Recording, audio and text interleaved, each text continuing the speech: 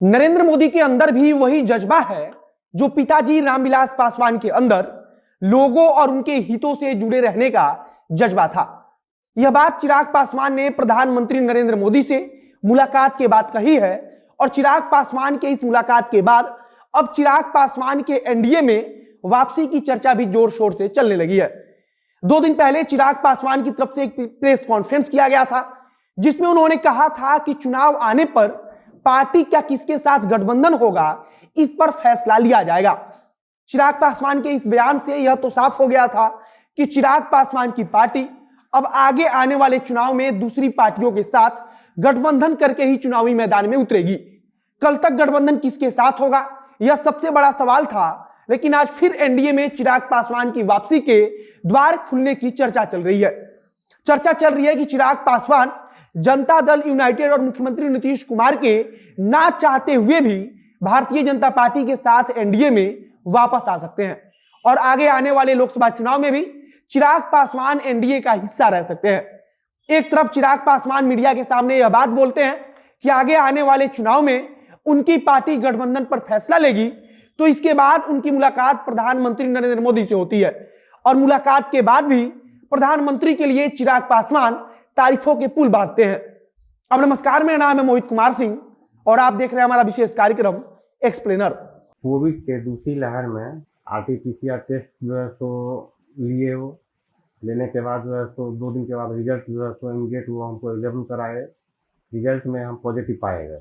Positive result होने के बाद जो है तो सबसे बड़ी समस्या ये हुई कि अब हम इसका ट्रीटमेंट कहाँ से कराएं। ये सबसे परेशानी वाली बात यही हुई। उसके बाद हनुमान जी से हम इस पर कंसल्ट किए, बातचीत होने के बाद जो है तो उन्होंने हर एक तरह से सपोर्ट करना शुरू किया। हनुमान ऐप को डाउनलोड करें और इसका बेनिफिट आप उठाएं। चिराग पासवान और प्रधानमंत्री नरेंद्र मोदी की मुलाकात होती है और मुलाकात के बाद चिराग पासवान नरेंद्र मोदी के बारे में लिखते हैं कि आत्मीयता और आजीवन संबंधों में बढ़ चढ़कर निवेश करने के प्रयासों की वजह से पिताजी के सभी संबंध व्यक्तिगत थे।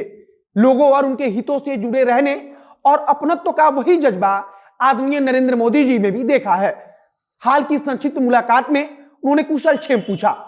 अब यहां चिराग पासवान के इस बात का कई मतलब निकाला जा रहा है।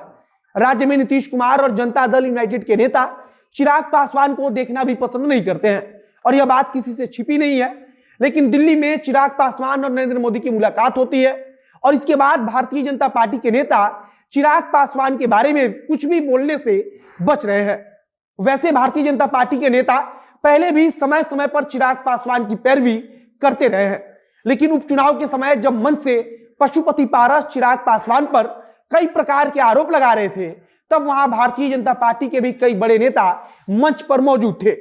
इसके बाद से इस बात की चर्चा होने लगी कि क्या चिराग पासवान और तेजस्वी यादव अब एक साथ आएंगे, लेकिन यह चर्चा चल ही रही थी कि चिराग पासवान और नरेंद्र मोदी की मुलाकात होती है और मुलाकात के बाद से यह चर्चा चिराग पासवान की एनडीए में वापसी की होने लगती है।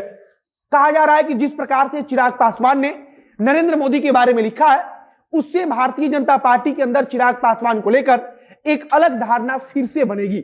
हालांकि इससे पहले चिराग पासवान लगातार भारतीय जनता पार्टी और नरेंद्र मोदी की तारीफ करते रहे हैं, लेकिन पिछले कुछ समय में चिराग पासवान इन सब बातों से बच रहे थे और इसी के बाद से माना जाने लगा कि चिराग पासवान और भारतीय जनता पार्टी के बीच की दूरियां बढ़ रही हैं।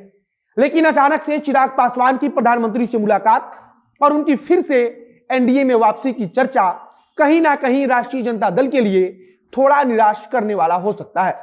पिछले कुछ समय से ऐसा लग रहा था कि राष्ट्रीय जनता दल और चिराग पासवान अब आने वाले समय में एक साथ आ सकते हैं और चिराग पासवान तथा तेजस्वी यादव इन दोनों युवाओं को लेकर काफी तरह की चर्चा भी चल रही थी।